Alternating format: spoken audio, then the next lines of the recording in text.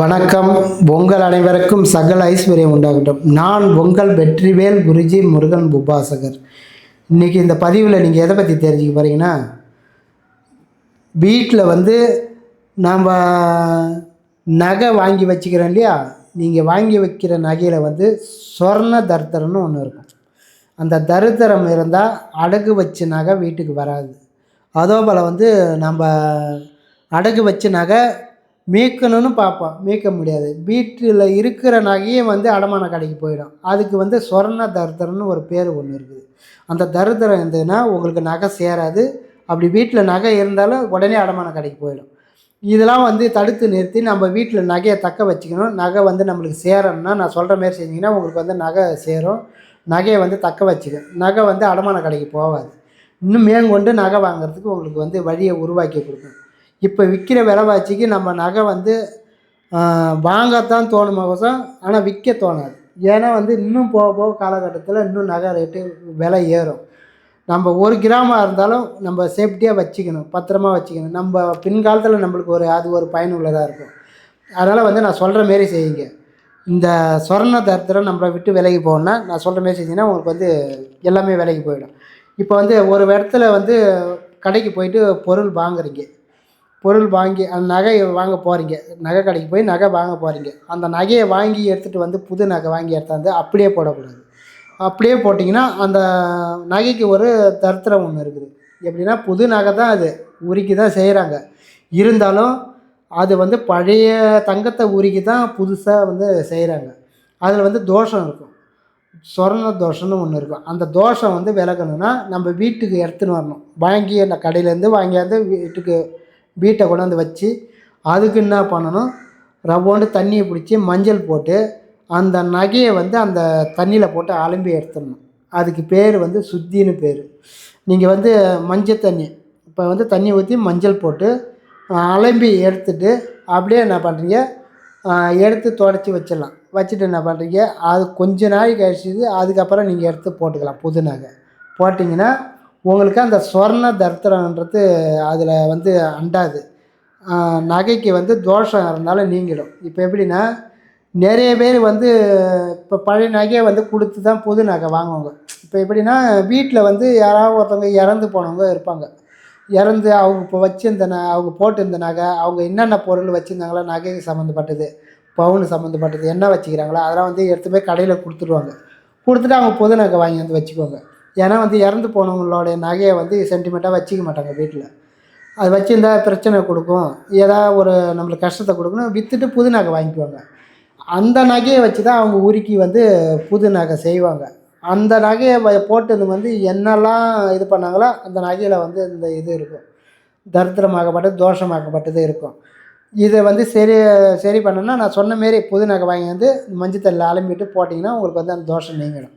அதுக்கப்புறம் இப்போ ஒருத்தவங்க ஒரு அடமான கடைக்கு நீங்கள் ஒருத்தவங்களுக்கு பணம் கொடுக்கணும். ஒரு அர்ஜென்ட்டுக்கு ஒருத்தவங்களுக்கு கடன் வாங்கிட்டேன், அவங்களுக்கு கொடுக்கணும். அடமான கடைக்கு நகையை எடுத்து போய் வைக்க போகிறோம். நகையை வச்சு நம்ம அப்படியே எடுத்து போய் வைக்கக்கூடாது. வீட்டில் இருக்கிற நகையை எடுத்து போய் அப்படியே நம்ம பேங்க்கில் வைக்கக்கூடாது. அதை என்ன பண்ணணும், இந்த நகையை எடுத்து போகிறதுக்கு முன்னாடி நம்ம உப்பு டப்பா இருக்குது இல்லையா, உப்பு ஜாடி, உப்பு கொட்டி வச்சுருப்போம் இல்லையா, கல் உப்பு, அந்த உப்புக்குள்ளே இந்த நகையை எடுத்து போட்டுடணும். போட்டு அது மேலே லைட்டாக உப்பு அள்ளி போட்டுடணும். போட்டு ஒரு 5 நிமிஷம் 10 நிமிஷம் கழிச்சு அதுக்கப்புறம் என்ன பண்ணுறீங்க, அந்த நகையை எடுத்து உதறிட்டு அதை தட்டிட்டு ஏன்னா நகை மேலே அந்த உப்புலாம் ஒட்டியிருக்கும் இல்லையா, அப்படியே உலுக்கிட்டு லைட்டாக தண்ணியில் அலம்பிட்டு எடுத்து போய் வச்சுருங்க. சேட்டுக்கல்லில் வச்சாலும் சரி, பேங்க்கில் வச்சாலும் சரி, எடுத்து போய் வச்சிங்கன்னா உங்களுக்கு அந்த நகை அங்கே இருக்காது. எப்படின்னா பேங்க்கில் வச்சாலும் ஏதாவது ஒரு காரணம் சூழ்நிலை நம்மளுக்கு வீட்டுக்கு வந்துடும். அதே போல் நம்மளுக்கு அங்கே 1 வருஷம் 1.5 வருஷம் வரைக்கும் அங்கே இருக்காது. உடனே நம்ம வீட்டுக்கு வந்துடும். மீட்கிறதுக்கு வழியை வகுத்து கொடுக்கும். ஏதாவது ஒரு மூலத்தில் காசு உருவாக்கி கொடுக்கும். டக்குன்னு நம்ம மீட்டலாம் நகையை உப்பில் வச்சு கொடுத்தோம்னா. ஏன்னா உப்பு வச்சு கொடுத்தோம்னா நம்ம மேலேயே இப்போ ஒரு ஆசை இருக்கும். உப்பு விட்ட வர உள்ள அளவு நினைன்னு ஒரு பழமொழி சொல்கிறாங்க இல்லையா, அந்த போல் அதுக்கு ஒரு ஆசை இருக்கும். அது நம்மளுக்கு நகையை மோக்கிறதுக்கான வழியை வகுத்து கொடுக்கும். நம்ம நகையை மீட்டுடலாம். அதுக்கப்புறம் இப்போ உங்கள் பக்கத்தில் யாராச்சும் ஒருத்தவங்க நகை இல்லை, உங்ககிட்ட நகை வச்சுக்கிறீங்க, நீங்கள் வச்சுக்கிற நகையை கேட்குறாங்க, ஒரு விஷயத்துக்கு போகணும், ஒரு ஃபங்க்ஷனுக்கு போயிட்டு வந்து நான் கைட்டி கொடுக்குறேன்னு கேட்குறாங்க. நீங்கள் என்ன பண்ணுறீங்க, நகையை வந்து அலம்பிட்டு கொடுக்கணும். எப்படின்னா, தண்ணியில் அலம்பிட்டு அவங்ககிட்ட கொடுத்து அனுப்பணும். ஏன்னா நீங்கள் போட்டு தான் கைட்டி வச்சுருப்பீங்க பீரோவில். அதை வந்து அப்படியே எடுத்து கொடுக்கக்கூடாது. தண்ணியில் அலம்பிட்டு துடைச்சிட்டு எடுத்து கொடுத்துடணும். கொடுத்தீங்கன்னா அவங்க போட்டும் போயிட்டு வந்து ரிட்டனு எப்படின்னா போயிட்டு ஃபங்க்ஷன்லாம் பார்த்துட்டு மறுநாள் வந்து உங்கள்கிட்ட கைட்டி கொடுப்பாங்க அந்த நகையை.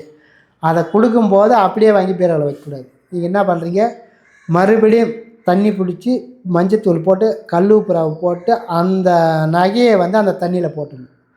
ஒரு 5 நிமிஷம் கழித்து அதுக்கப்புறம் எடுத்து நில தண்ணியில் அலம்பிட்டு தொடச்சி எடுத்து வச்சிடலாம். நீங்கள் ஏன் நான் சொல்கிறேன்னா, அந்த நகையை போட்டும் போகிறவங்க, நகையை வாங்கி போகிறாங்க இல்லையா உங்ககிட்ட இருந்து, அவங்க வந்து ஒரு ஏக்கம் இருக்கும், மனசுக்குள்ளே ஒரு ஏக்கம் இருக்கும். பாரா இவகிட்டலாம் நம்ம நகை வாங்கி போட்டும் போகிறோம், பாரா நம்மளுக்கு நிலமடா, இவகிட்ட நகை இருக்குது, நம்மக்கிட்ட பவுனே இல்லை, எதுவுமே இல்லை, கடன் வாங்கி போட்டும் போகிற அளவுக்கு இருக்குது பாரா, இவங்களுக்கு ஒரு நேரம் வந்துடுது பாரு, நம்மளுக்கு எந்த நேரமும் வரலையே, நல்ல நேரமே வரலையேன்னு ஒரு ஏக்கம் இருக்கும். அப்படி இல்லைன்னா கூட ஒரு கெட்ட எண்ணம் இருக்கும். நகை வாங்கி போட்டு போகிறாங்க இல்லையா, அவங்களுக்கு ஒரு கெட்ட எண்ணம் இருக்கும். அந்த எண்ணத்தெல்லாம் இது வந்து தண்ணியில் போட்டிங்கன்னா அதோடு போயிடும். மஞ்சள் உப்பு தண்ணியில் போட்டு கரைச்சிட்டு அதுக்கப்புறம் இந்த நகையை தூக்கி போட்டுருங்க. இங்கே போட்டு நல்லா 5 நிமிஷம் கழிச்சு எடுத்து துடைச்சிட்டு நீங்கள் யூஸ் பண்ணிக்கலாம், இல்லை பீரோவில் வச்சிடலாம். அப்படி ஒரு வேளை அடமான கடையில் வச்சுக்கிறீங்க நகை, அந்த வச்ச நகையை மீட்டு வீட்டுக்கு எடுத்துன்னு வரதா வந்தால் என்ன செய்யணும், இப்போ வந்து அடமான கடைக்கு போகிறது வந்து உப்பு ஜாடியில் போட்டு கொஞ்ச நாள் கழிச்சு எடுத்துன்னு போய் வைக்க சொல்லிக்கிறேன். அடமான கடையிலேருந்து பேங்க்லேருந்து மீட்டு வீட்டுக்கு எடுத்துன்னு வரேன் இல்லையா, அந்த நகையை வந்து வீட்டுக்கு எடுத்துன்னு வந்து வச்ச உடனே அதை நாம் எப்படி செய்யலாம், அதே போல் என்ன பண்ணுறீங்க, தண்ணி பிடிச்சி வச்சிங்க, தண்ணி பிடிச்சி அதில் கல் உப்பு போட்டு லைட்டாக மஞ்சத்தூள் போட்டு அந்த அடமான கடையிலேருந்து வர நகையை என்ன பண்ணுறீங்க இந்த இதில் போட்டுருங்க. போட்டு ஒரு 5 நிமிஷம் கழிச்சு எடுத்து என்ன பண்ணுறீங்க, துடைச்சிட்டு பூஜை ரூமில் வச்சு, இதுக்கப்புறமும் இது அடமான கடைக்கு போகக்கூடாது. இனிமேல் நம்ம பீரோவில் நீங்கள் நகை எங்கே வைக்கிறீங்க, லாக்கில் வைக்கிறீங்களா, லாக்கரில், அதுபோல் வைக்கிற வரையே இருக்கணும். இனிமேல் அடமான கடைக்கே போகக்கூடாதுன்னு நினச்சிக்கின்னு நீங்கள் என்ன பண்ணுறீங்க, எடுத்து போய் பீரோவில் வச்சுருங்க. அதுக்கப்புறம் நகை வந்து உங்கள் கையில் எப்படி சேருதுன்னு பாருங்கள். அதுக்கப்புறம் என்ன பண்ணுறீங்க, ஒரு குண்டுமணி தங்கம் வாங்குகிற மாரி இருந்தாலும் வாங்க, வெளியில் போய் வாங்குறீங்க, வாங்கி என்ன பண்ணுறீங்க, அதை எடுத்துகிட்டு வந்து நம்ம கொட்டாங்கச்சி, இப்போ தேங்காய் பெரிய தேங்காய் ஒன்று பார்த்து எடுத்துக்கங்க, நல்லா முத்தி போய காயாக இருக்கணும், முத்தி போன காயாக இருக்கணும், நல்லா பெரிய காயாக இருக்கணும். அந்த காயை என்ன பண்ணி உரிச்சிட்டு 2ஆக உடச்சிங்க. 2ஆக உடச்சி கண்ணு உள்ள பகுதி தான் நம்மளுக்கு போகணும். கண்ணுனா தேங்காய் உடச்ச உடனே ஒரு பக்கம் வந்து 3 கன்று இருக்கும், ஒரு மூடியில் வந்து கீழ்ப்பகுதியில் ஒரு மாதிரி கூர்மையாக இருக்கும். அந்த கண் பகுதி தான் நம்மளுக்கு போகணும். அந்த இது வந்து கையில் எடுத்து வச்சிங்க. நகை வெளியிலேருந்து வாங்கிடுறீங்க, காசுக்கு புதுசாக வாங்கிடுறீங்க இல்லையா, தண்ணியில் அலம்பிட்டு என்ன பண்ணி இதை தேங்காய் உள்ளே போட்டுருங்க. தேங்காய் கண்ணு உள்ள பகுதி இருக்கு இல்லையா, கொட்டாங்கச்சி, அந்த தேங்காய் உள்ளே போட்டு இன்னொரு தேங்காய் மூடி இருக்குது இல்லையா, உடச்சி வச்சுக்கிறீங்க இல்லையா, அது இது மேலே வந்து இந்த நகை மேலே ஒரு ரூபா காயின் அது மேலே வச்சுருங்க. வச்சுட்டு என்ன பண்ணி இந்த மூடியை, இந்த தேங்காயோட மூடியை எடுத்து அதில் கவுத்து 1 மணி நேரம் வச்சுருங்க. எடுத்து பூஜை ரூமில் வச்சுருங்க. வச்சு 1 மணி நேரம் கழிச்சு என்ன பண்ணி எடுத்து அப்படியே எடுத்து போய் பீரோவில் வச்சுருங்க. அந்த நகையை வச்சிங்கன்னா உங்களுக்கு வந்து ஐஸ்பிரியம் சேரும், நல்லா நகை சேரும், நகை வந்து இழுத்து கொடுக்கும். நீங்கள் ஒரு குண்டுமணி தங்கம் வாங்கினீங்கன்னா மறாவது மாதத்துக்குள்ளே இன்னும் ஒரு 1/4 பவுனு 1/2 பவுனு அப்படி எடுக்கிற மாரி உங்களுக்கு வழியை உருவாக்கி கொடுக்கும், நல்லா நகை சேரும். அதே போல் வந்து ஒரு இடம் போகிறவங்க வரீங்க, நகை போட்டு போனீங்கன்னா எடுத்துன்னு வந்து மறுபடியும் நீங்களே அழைச்சிட்டு பீரோவில் வைக்கணும். வச்சிங்கன்னா உங்களுக்கு வந்து நல்ல ஒரு பாதுகாப்பாக இருக்கும் நகை. நான் சொன்னபடி செஞ்சு உங்களுடைய வாழ்க்கையில் வளம் பெற்ற நலம் பாருங்க. நன்றி, வணக்கம்.